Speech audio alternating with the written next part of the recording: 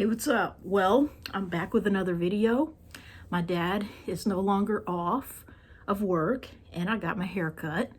I know it's a little bit too short, but that's just what happens when you have a fresh haircut, but it will grow out. Like I've told my mom, it will grow out. Don't complain about it being too short or too masculine looking, because eventually with enough time, it'll be back to the length that it was, okay? And while a part of me wishes that I could find it within myself to simply grow it long, I don't know why. I just keep getting my hair cut. And I figure, any outing is better than none, okay? And what I might want to title this video is something like Pareidolia, okay? And what that is, it is a condition or a concept wherein your brain imagines things, basically. You imagine that you're seeing or hearing things when really you're not, okay? And visual pareidolia is when you look at a pattern of random shapes, like the bumps on the ceiling in the paint, or the texture in the marble, or whatever it is, and you see faces and images jumping out at you, okay? And I've been doing that since I was a little child. And it's like that everywhere I go. I see the same or similar faces in the patterns. And a lot of times it is influenced by what you're thinking about. So I see a lot of profiles of men's heads and young boys, but as much as I've tried, I just don't see anywhere near as many girls and women.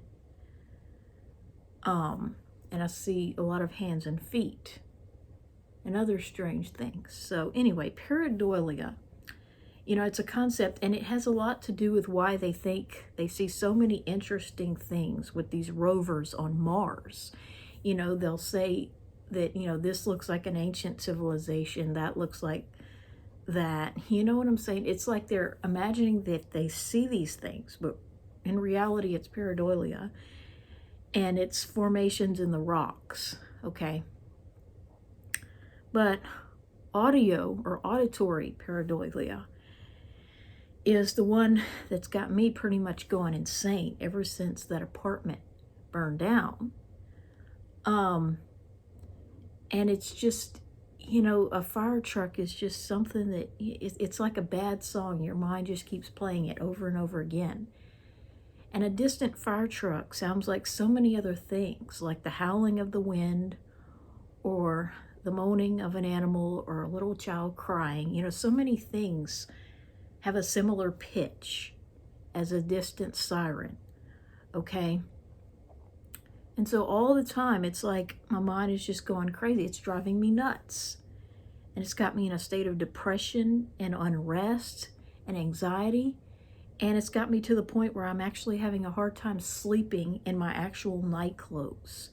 I like to sleep in my day clothes. For some reason, I just sleep better.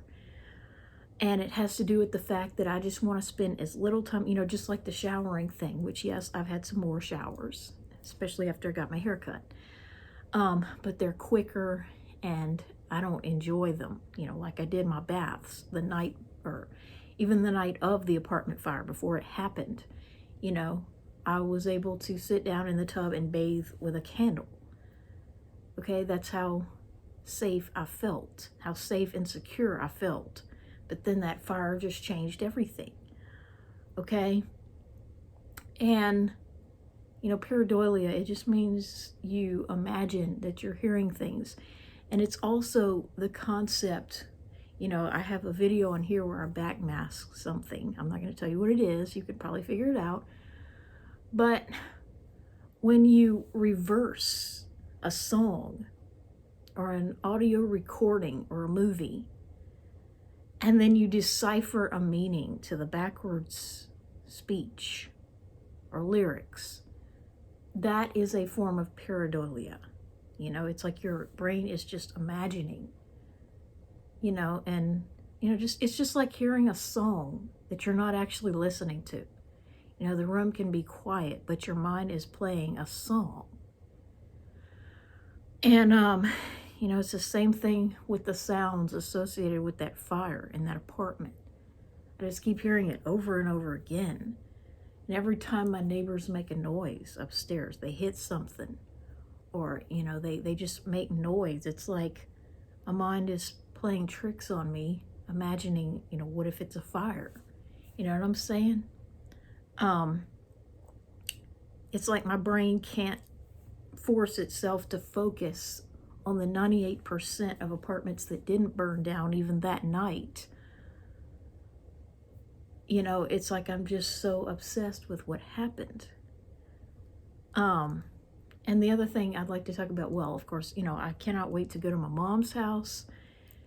If I could go there yesterday, I would, and spend Christmas with her, because I feel like that's the only cure. That's the only way I will ever go back to feeling as safe and secure as I did on the night of November 8th on into November 9th. And the way that I'm going to remember the date of the apartment fire is because 11/9 is 9/11 turned around.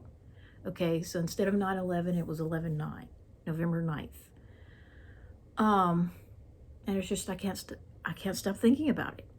And I feel like, yes, a house can burn down just as easily as an apartment.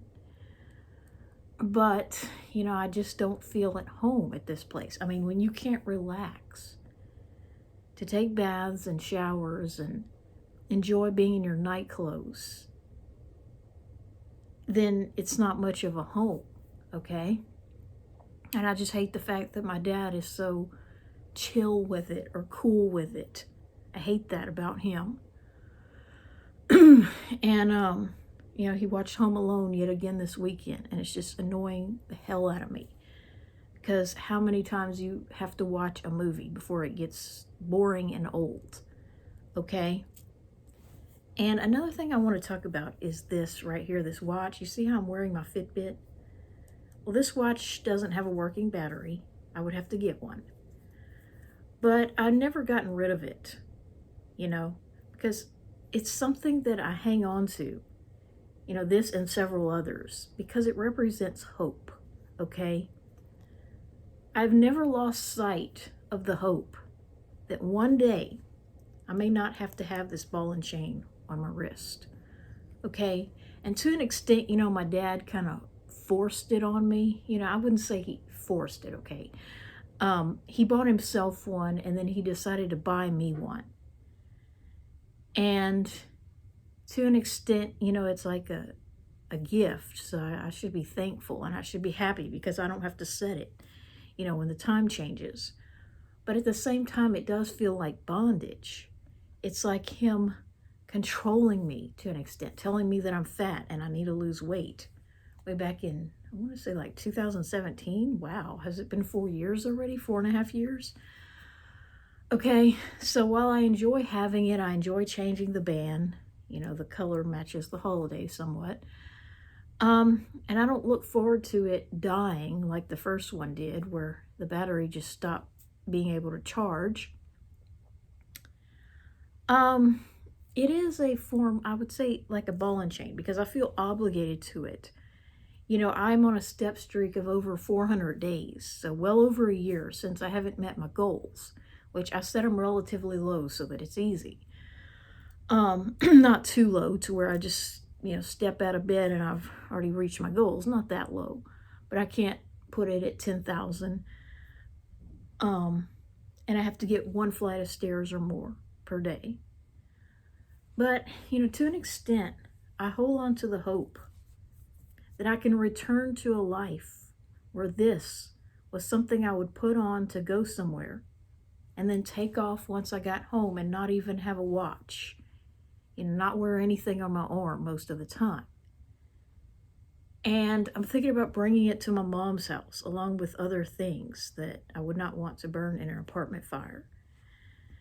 And, just to hang on to the hope of maybe one day living without this Fitbit. One day it will eventually die, but, You know, if he's still alive, he'll probably force me to get an upgrade, like the Charge 3 instead, like he's got.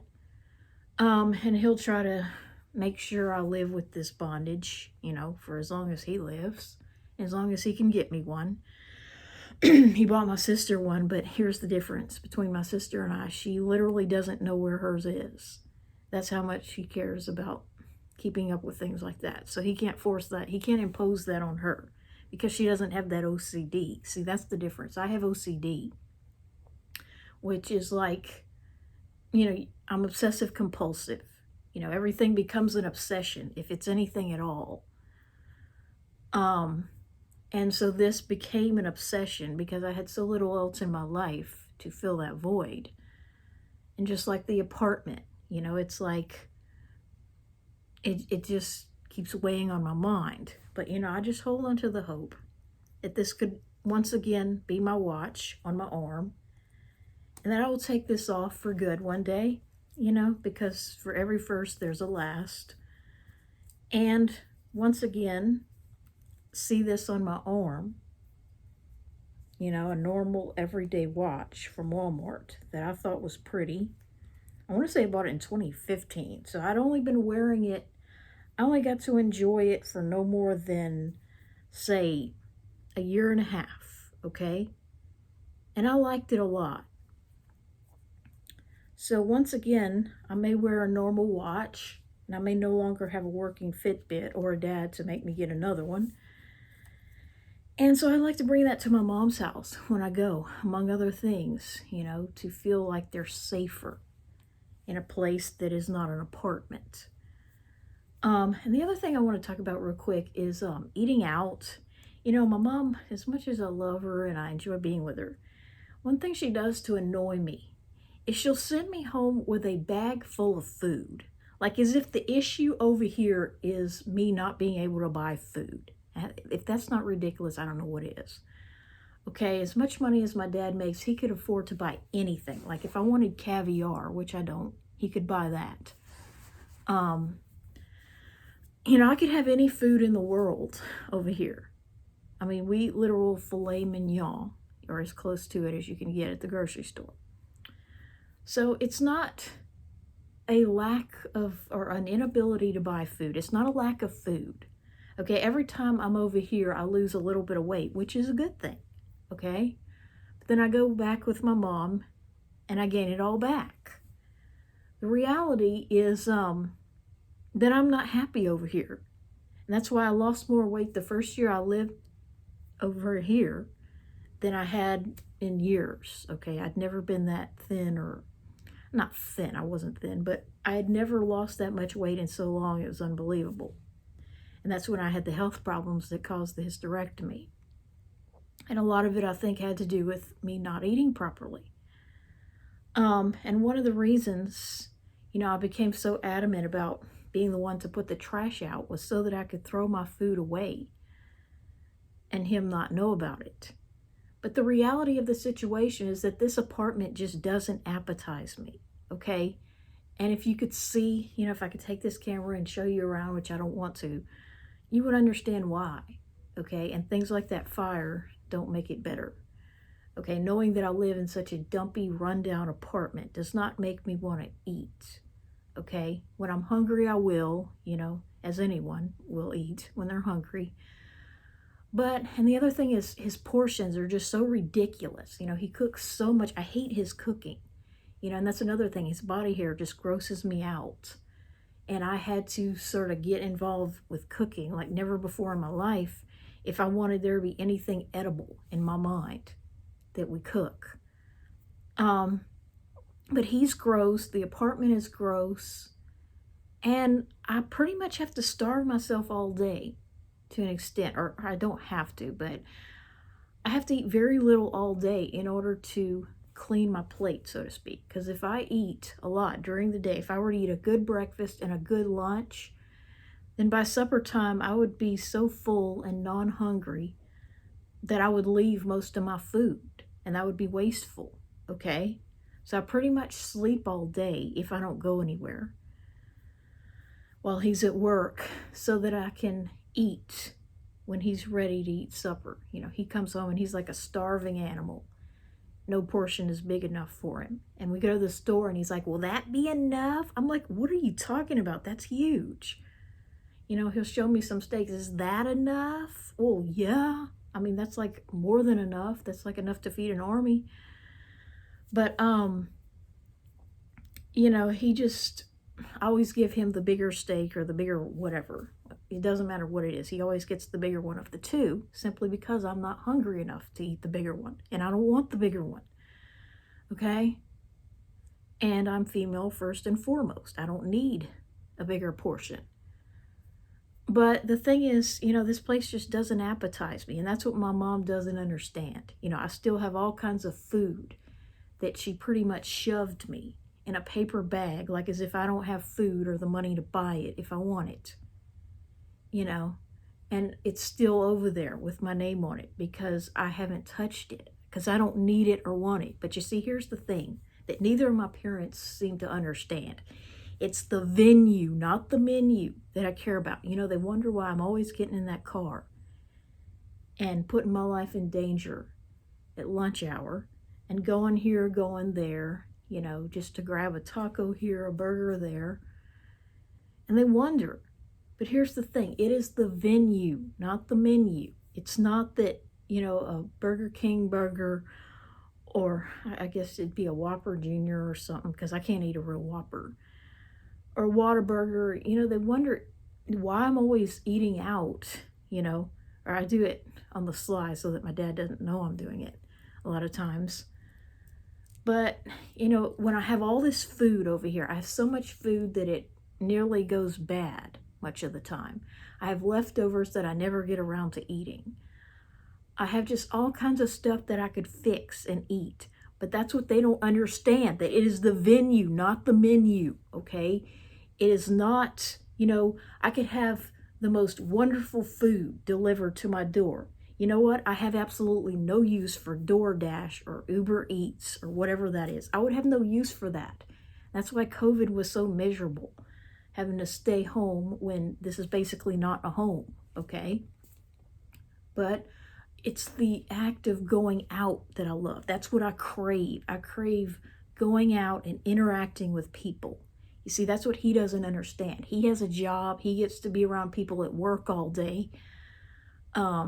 Then he comes home and this is all he wants to experience, that stupid TV and that stupid recliner, that disgustingly smelly recliner with male body odor.